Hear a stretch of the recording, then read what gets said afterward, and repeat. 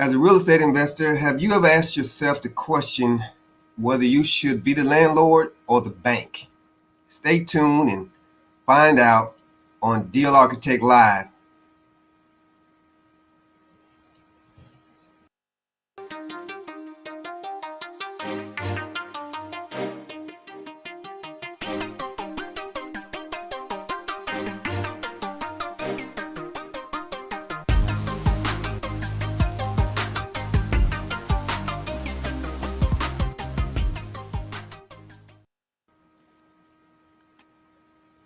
Welcome to Deal Architect Live, brought to you by the Wolf Pack.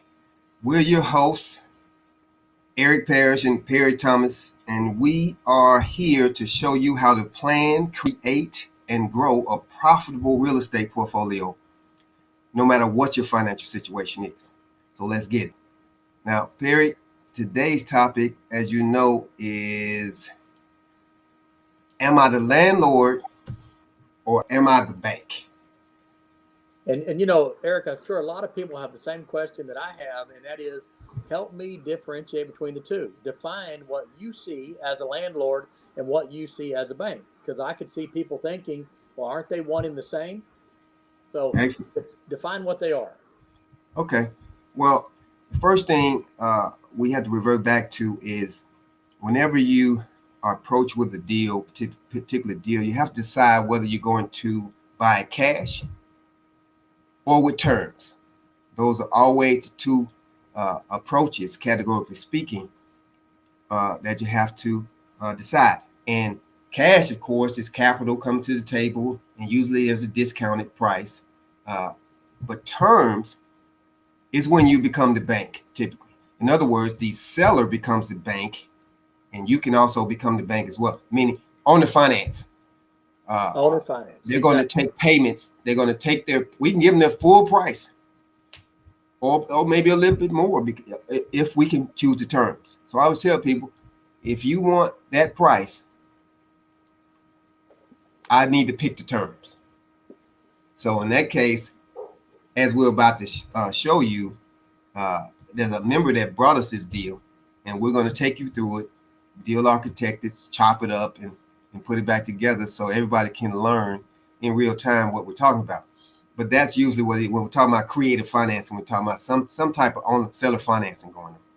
And that's really the thing, Eric, that I want to point out to all the listeners, and that is that part of being a deal architect is not unlike being an actual architect in that we're designing a program. Instead of designing a product like a house or a building, what you have to be able to do is think creatively. Just as you stated before, there's no black and white answer that you just say. You don't go step one, step two, step three. You have to be able to think outside the box. You have to say to yourself, okay, am I doing it this way or that way? And maybe I go 1, 4, 6, because you don't know what direction you're going to have to go. And you said it yourself. You said, if you want to do it that way, I'm going to create the terms.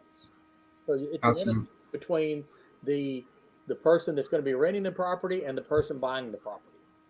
Right. So here's the situation. We had a member in the Wolf Pack that has, who's a deal architect themselves in learning the craft. And by the way, anybody, we invite you all to join the Wolf Pack free at thewolfpack.co. So go there, join the Wolf Pack, and learn as much or as little as you want to know, and get involved with deals that typically you couldn't even do on your own. So we collaborate. So as we talked about yesterday, it's kind of ironic because Eric and I were in another city yesterday over in Port Arthur, and the waitress. Oh, there you go. Our shirts. Yeah. Yeah, she said, now who are y'all? What is the Wolf Pack? And so we explained it to her, and we wrote down the website and everything. Absolutely. So we started that conversation, and we said, because she said, well, I want to buy a duplex, and I want to live on one side and rent out the other side.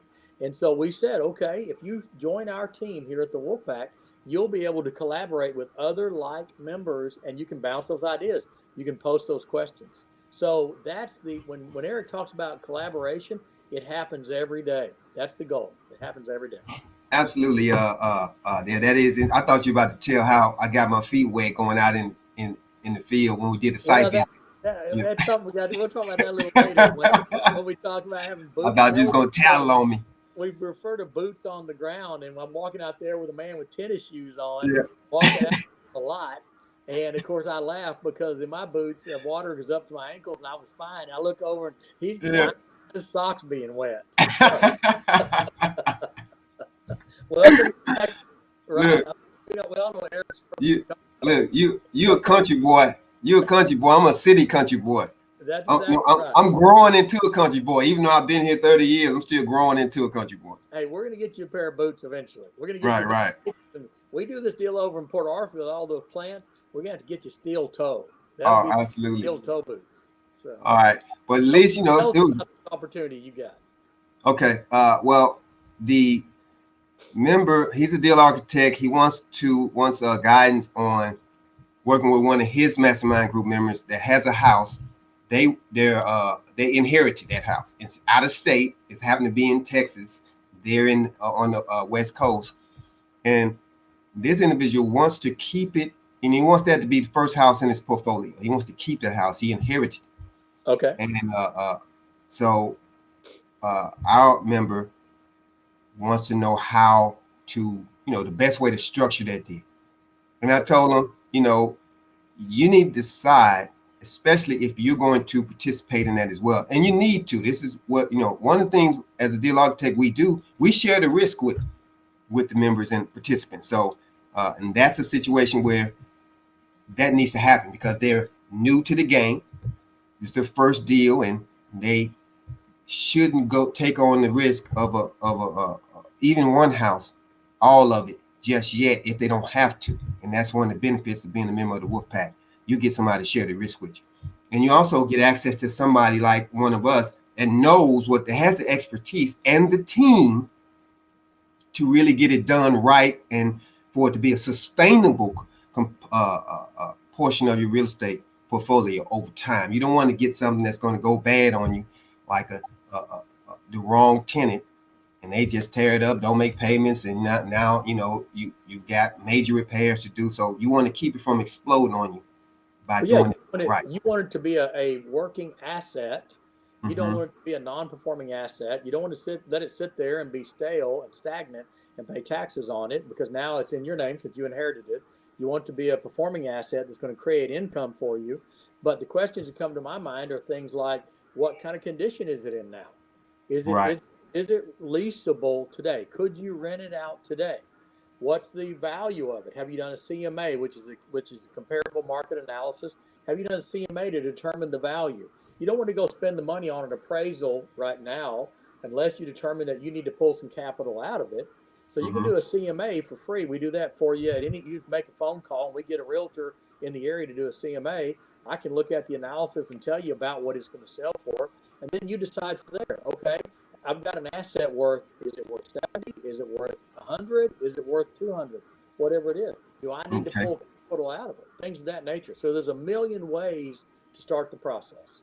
Right. So in this case, we ran the comparables, and at least he did, and the house is worth $300,000. Okay. So that's the ARV, after repair value.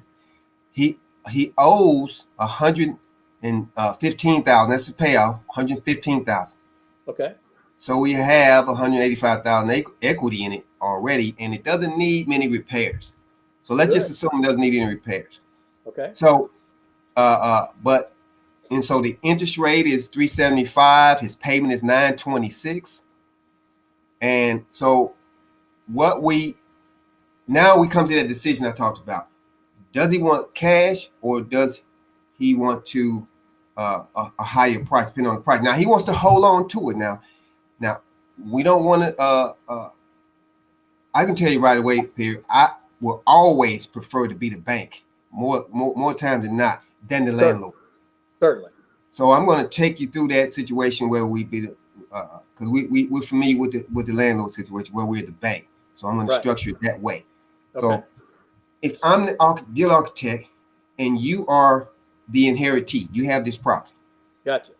And what I want to do is get you max profit and as well make a profit for myself as well, and share the risk with you, and set it up and structure it to where it's going to be a a performing asset, as you mentioned, for years to come. Gotcha. Okay, with very little risk. Remember, we want optimal risk, none if possible, Right. and still maintain maximum profit potential. Now, how do we do that? So we know we owe 115. We Right. know it's worth 300,000. Now, I'm going to pay you since it's terms. I mean, we're going to hold on to it. I'm going to pay you your full price. I'm Okay. going to pay you 300,000. Gotcha. Okay. Now, in exchange, so your payment becomes, you got your loan, and you're going to finance it to me for 300,000. Correct. Zero down, and my interest rate is going to say match your. Let's say I'll pay five, and his interest rate is 3.75%, 3.75%. 3.7. That's your interest rate. Okay. I'll Right. pay 3. I'll pay 5%. Okay. Okay. So you just financed it for me, seller finance. You did a wraparound of your existing mortgage. You financed me 300,000, and I finance, and you continue to make your payments on your mortgage. So your Right. mortgage is 926, and Right. let me look right quick and see what the payment would be on a $300,000 loan at 5%. In fact, let's just make it 1% above 4.75%. Okay. That's 1565. So yours is, let's say 925. Let's keep it simple, and 1565. So how much cash flow is that for you? That's six. Go ahead. 640. Yep. So you're going to get $640 a month in cash flow, and you have equity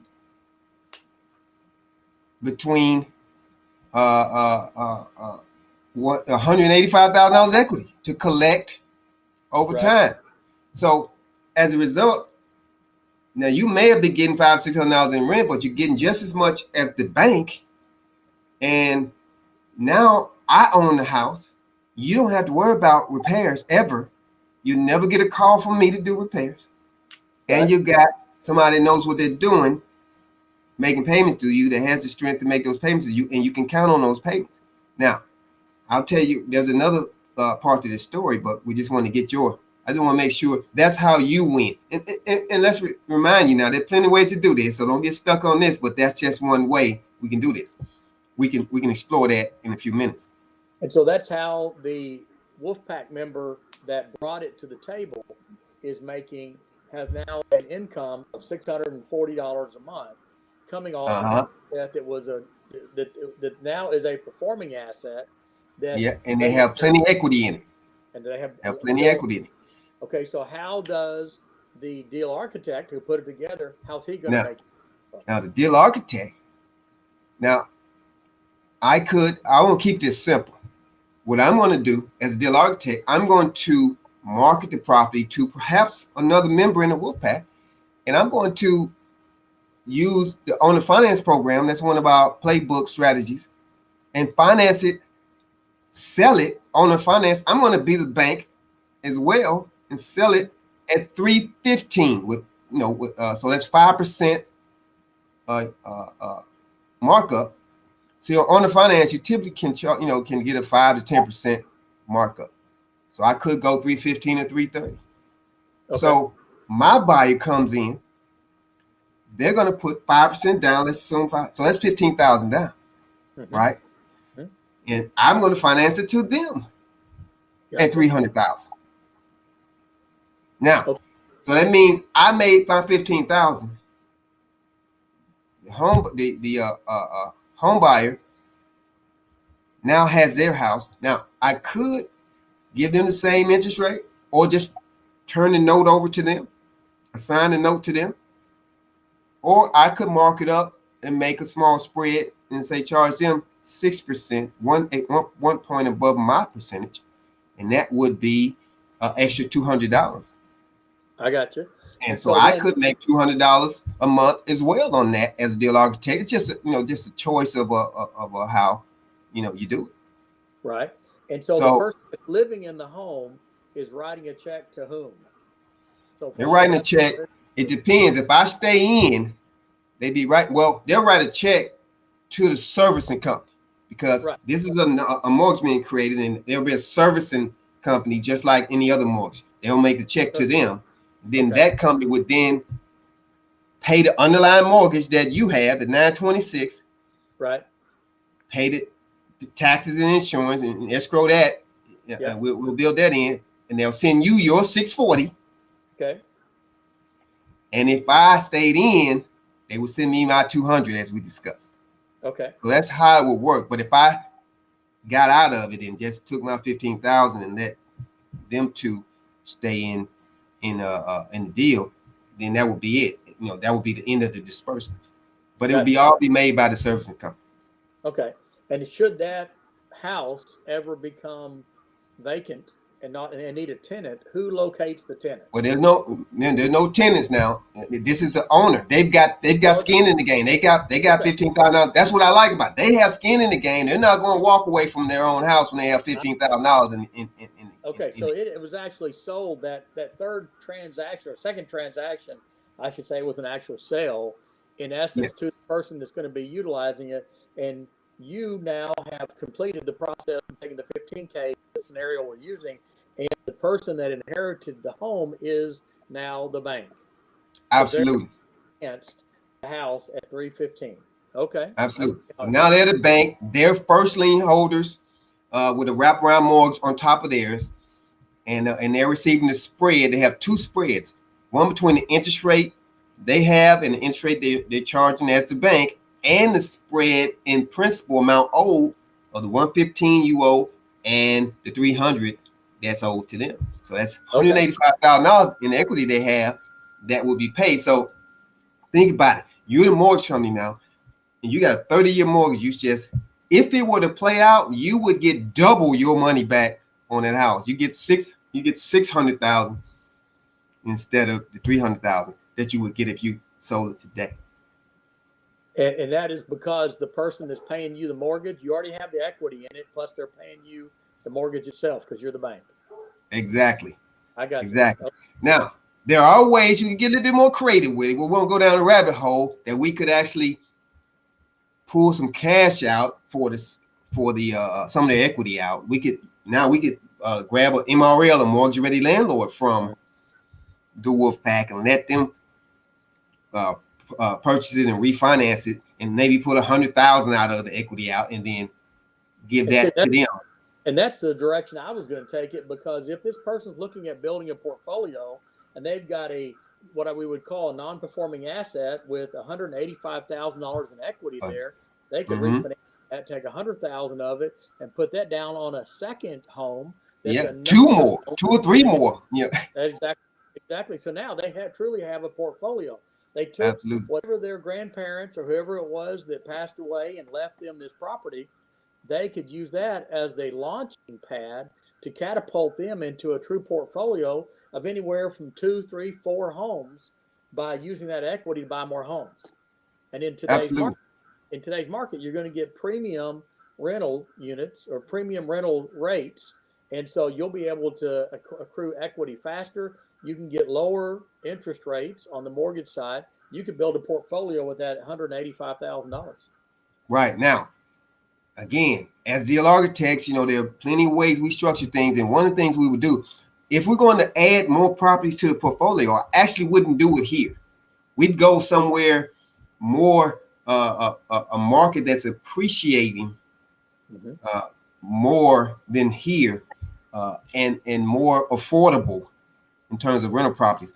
This area has gotten, it's really difficult to get good rental properties in this particular market. So there are plenty of places we can do that. And being a national organization, we can do that. That's just one of the things we do. We have to buy in the right place at the right prices with the most appreciation potential that we have. And we have the technology to do that.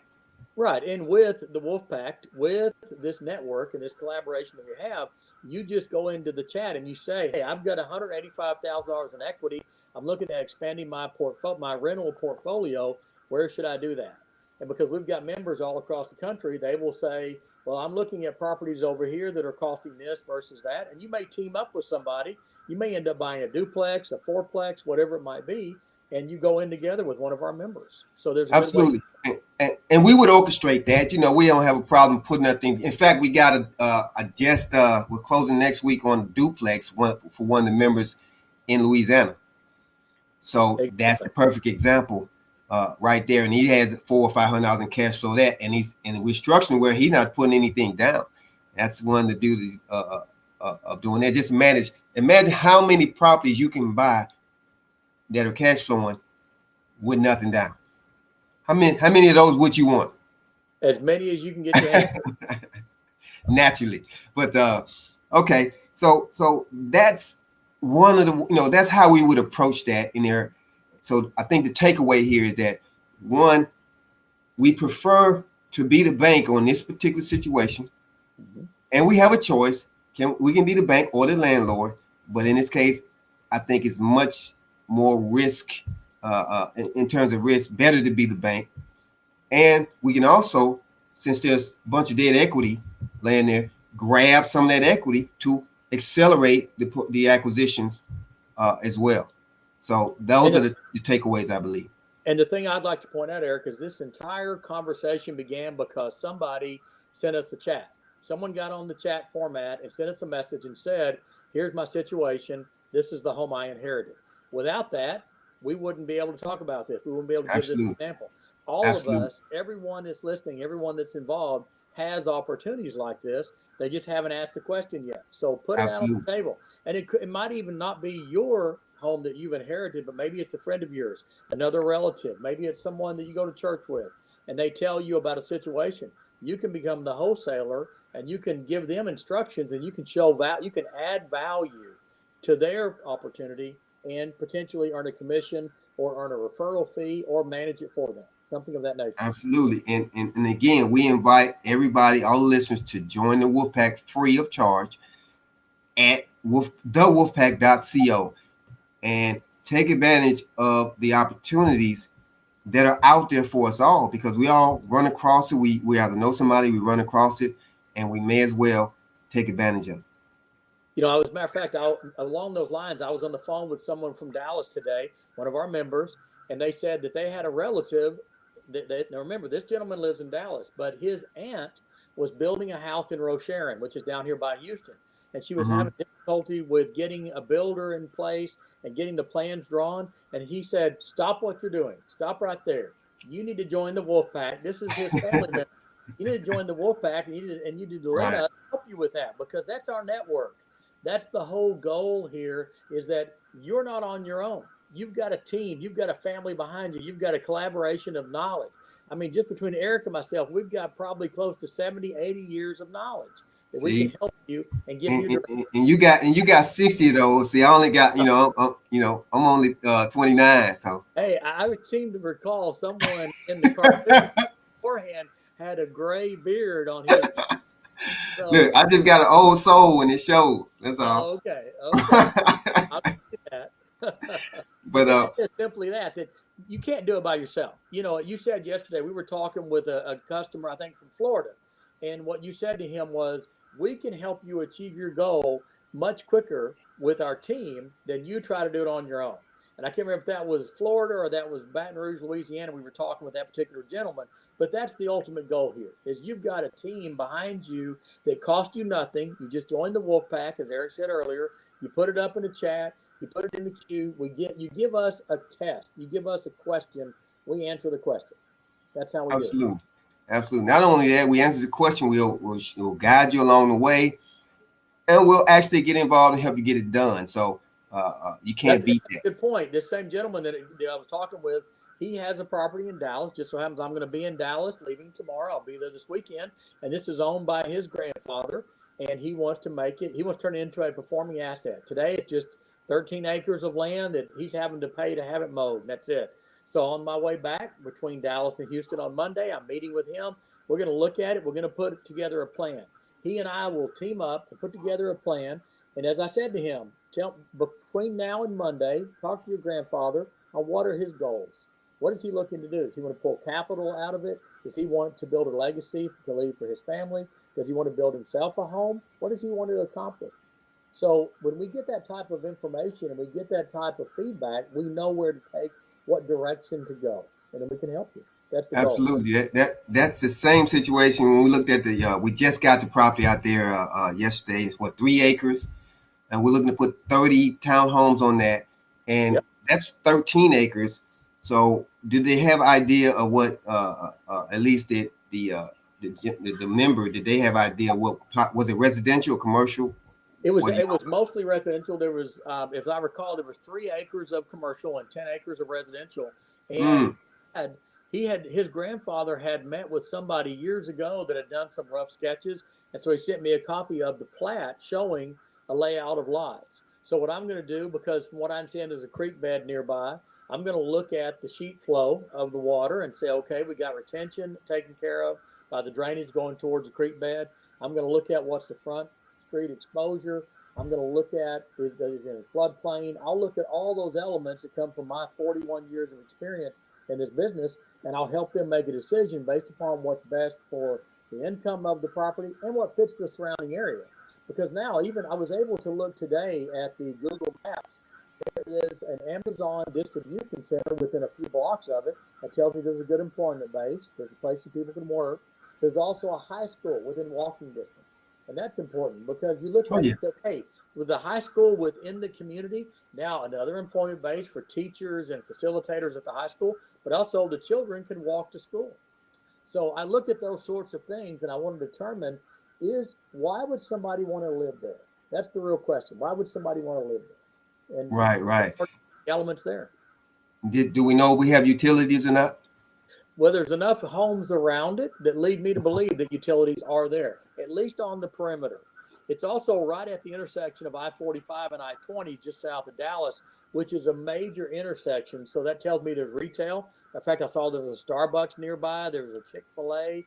I mean, if you got a Kroger or an H-E-B, then it's a home run because now you got a place to buy groceries. Anytime you see an H-E-B in the neighborhood, it's a done deal. You can make it done deal. Absolutely. Yeah. So when I look for those elements, again, I'm trying to say, where are they going to buy their milk? Where are they going to buy their eggs? They're going to buy their coffee, whatever it is they want. And that's what I really help. I'll help this gentleman make those decisions. And then I'll say, okay, how do you want to make this work? Because I've got opportunities with investors I can bring to the table that are going to want a piece of the pie. Does your grandfather want to cash out? You know, how old is your grandfather? I know grandfathers that are in their 60s, and I know grandfathers that are in the 90s. So is he looking at it for a 20-year involvement or a 2-year involvement? What's he looking for? Absolutely. There's 1,000 ways to structure it. You know, it depends on what they want to do. But the point is he reached out with an asset in his family just sitting there. And it's our job, again, to structure that deal with optimal risk and max profit potential. So he's going to get way more than usual when working with somebody like us with far less risk in working with the Wolfpack. And you know, some people think, well, today is a good time to sell something. And they're right. It's a seller's market. You're able to get more money for your house and your land today than you ever have been in the history of real estate. But that's one and done. That's an immediate cash out and you're done. So just like you said earlier, look at the best opportunity for you. Do you want to stay at the bank? Do you want to have a cash flow for the next 20 years? Do you want to be just one and done and take the $15,000 and go, or your 185 in equity and go buy 3 homes? That's what you've got to decide. You made an excellent point because people always, if I sell and get my cash, well, you still have to do something with the cash. You don't want to. You want to let it sit there and not working for you because if it's not working for you, it's working for somebody else. And it can be working for Uncle Sam because if you don't absolutely 30% in capital gains tax, absolutely why roll it over in a 1031 exchange, put it into real estate, and then you don't have to pay the taxes. You're deferring those taxes. Exactly. Or be the bank and pay taxes as you get it. That's you know, so entirely up to you. But yeah, you have to take it. All of it starts by you taking that first step.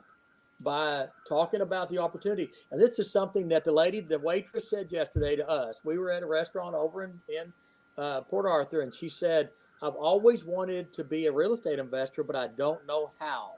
I don't know where to begin. And our Absolutely. response to her was, you just started. You just began, because you Exactly. asked the question. That's all you have to Ask do. the question. Yeah, and that's a beautiful thing. You know, we make the Wolfpack makes real estate investment levels the playing field and opens the game up to people like her, the waitress Makes in it the makes restaurant. it obtainable. You know, she was telling us, we're standing there. You remember this? She's Mhm. sharing her budget with us.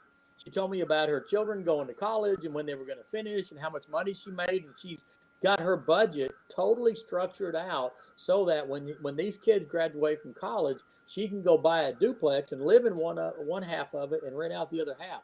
She Right. has a plan, and she's a waitress at the restaurant we're talking to. What that Absolutely. tells you is anybody can get into the game. It's obtainable.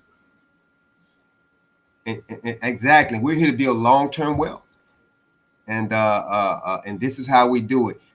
Um, you froze on us there, Perry. Okay. Okay, I hear you. Yeah, Okay, I see me moving. I mean, I can still see me. I hear you. Okay. All right. So you'll be in Dallas looking at that deal, Yeah. and that's the first thing we gotta do. We gotta get boots on the ground. You know, we need to see what's going on and get a feel for the neighborhood Yep. and all of that. So And none uh, of this tennis shoe stuff either. It's gonna be boots. It'll be cowboy yeah. boots.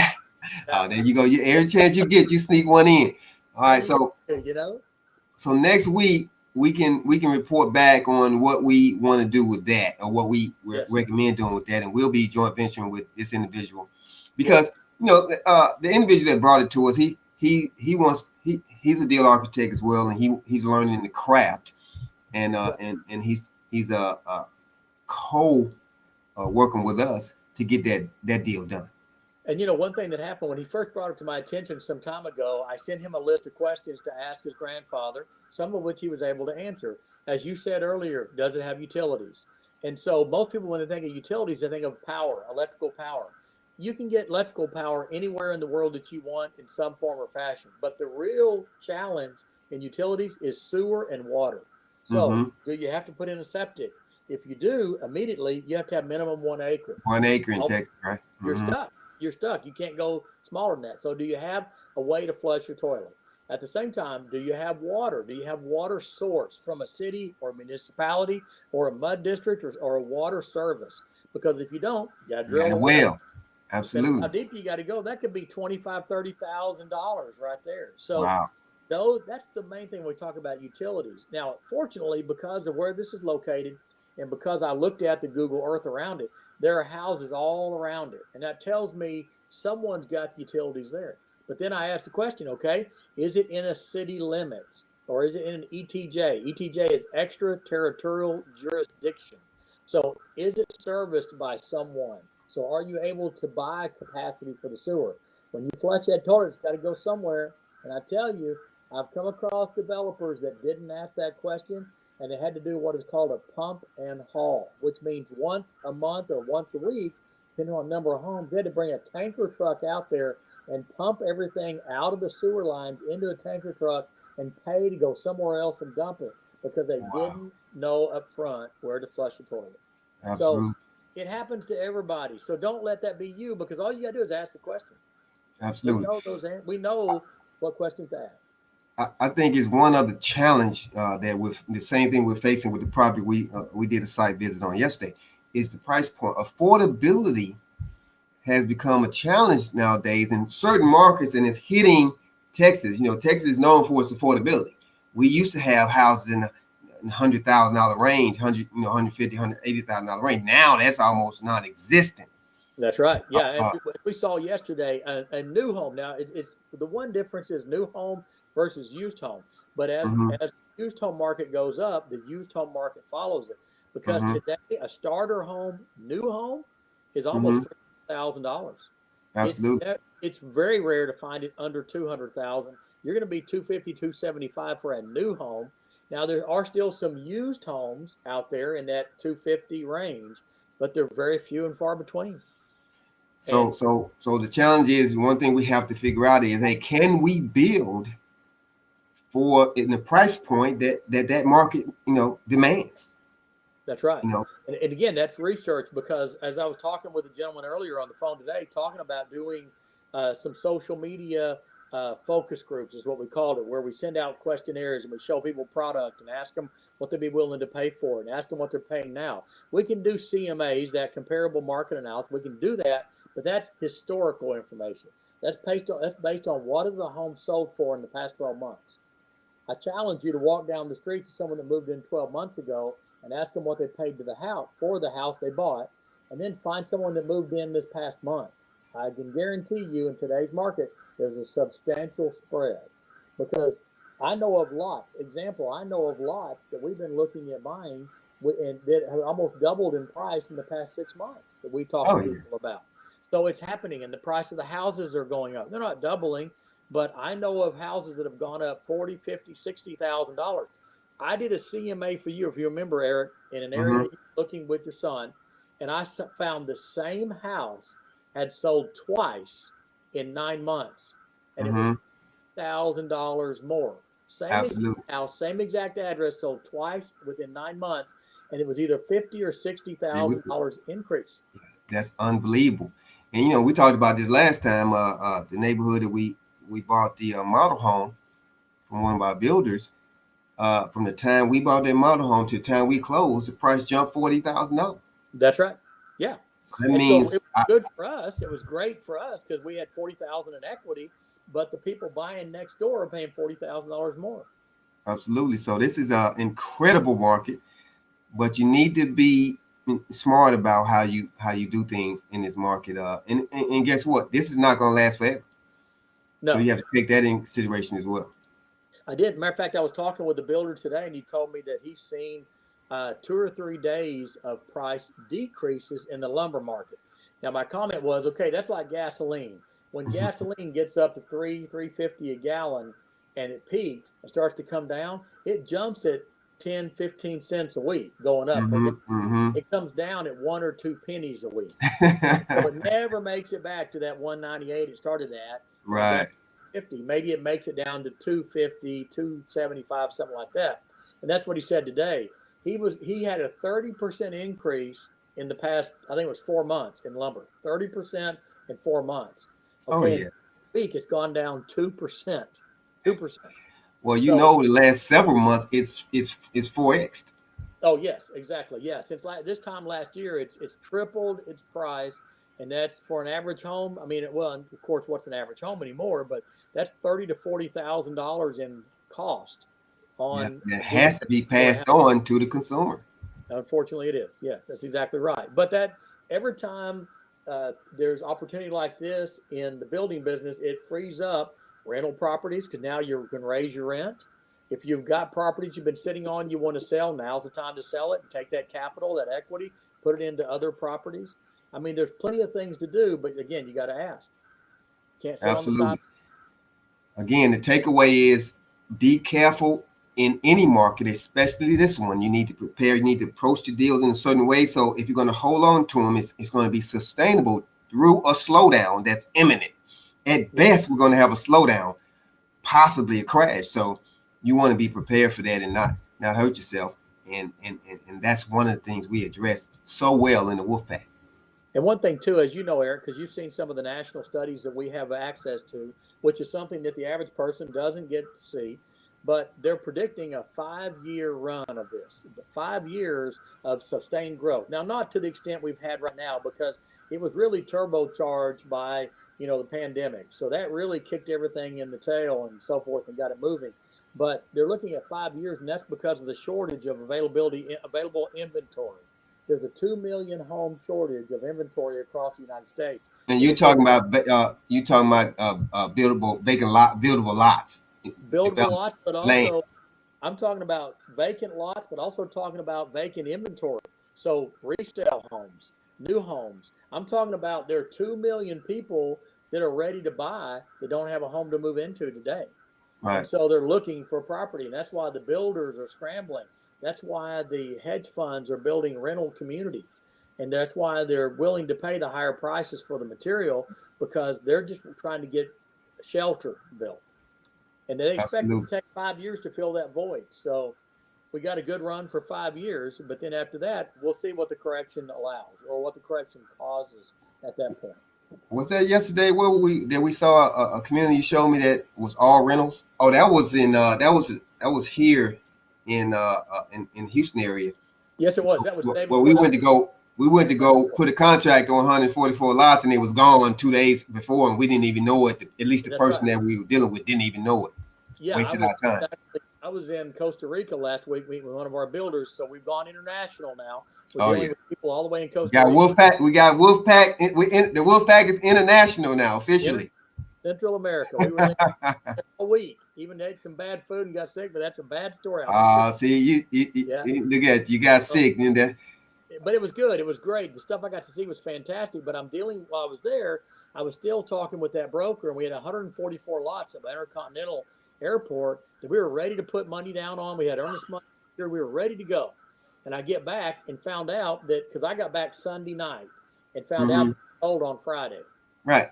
But the thing is, he didn't even know. He didn't know. That's right. He didn't know. It was one of the properties he's marketing, and he didn't even know.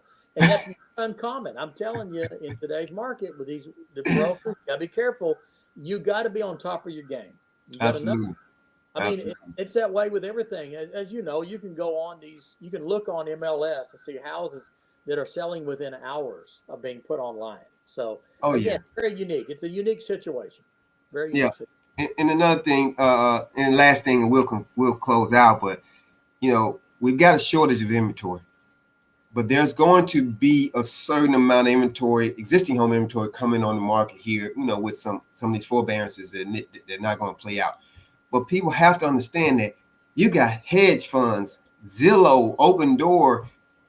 They're going to absorb that with the technology they have and the relationship they have with the asset managers. We're not going to really feel that.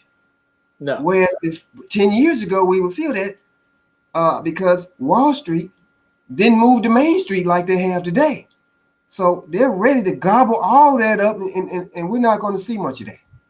Well, and think about this too, that because of what you just said, if Wall Street has recognized the opportunity and they're buying rental properties, why shouldn't we follow their lead and let the Wolfpack do the same thing? Now, and you're thinking, yeah, but that's Wall Street. Hey, we're the Wolfpack. We have enough people. We create our own Wall Street. All you got to do is raise your hand and say, I want to be recognized. I need help. I got an asset, or I need to buy an asset. All you got to do is ask. We answer. Absolutely. Let us be your hedge fund, and let us collaborate and put our funds together, and let us go buy something for you. Absolutely. We can become the hedge fund. I call it the hedge fund effect. Together we're strong. Together we run. Divided we crawl. That's right. So we'll close out with that. Next week, again, you're going to report back to us on the deal in Dallas, right? The 13 acres. Dallas, that's right. Yeah. And we'll chop that up and let them know how and we'll also report on the deal in Port Arthur. And because one of the reasons we do some of these huge deals like this, well, first of all, because we collaborate and work together, that's the only reason we can do bigger deals like that. But the reason we do the bigger deals, 100 homes here, 30 homes here, is because then we chop it up into small deals, one house for members that need to do one house at a time. It's our job to make sure our members have inventory. You said the example earlier. We have a community in Houston that has about 40-something homes in it, and the model home, one of our members bought, paid $299,000. The day they closed, the home was worth $330,000, $340,000. And that was one house. In a community of 40 houses, he bought one house. So that's what we do. Is we have access to bigger projects. We can divide them up. All you've got to do, again, is say, this is what I want to do. And our job is to find that do for you. We will find it. Yeah. Raise your hand and say, I'm ready. That's it. And look, we also want you to howl, howl like the wolf, because that's our calling card. Okay. So next week, Perry gonna show you how to howl like the wolf next week. Okay. Next week too. So.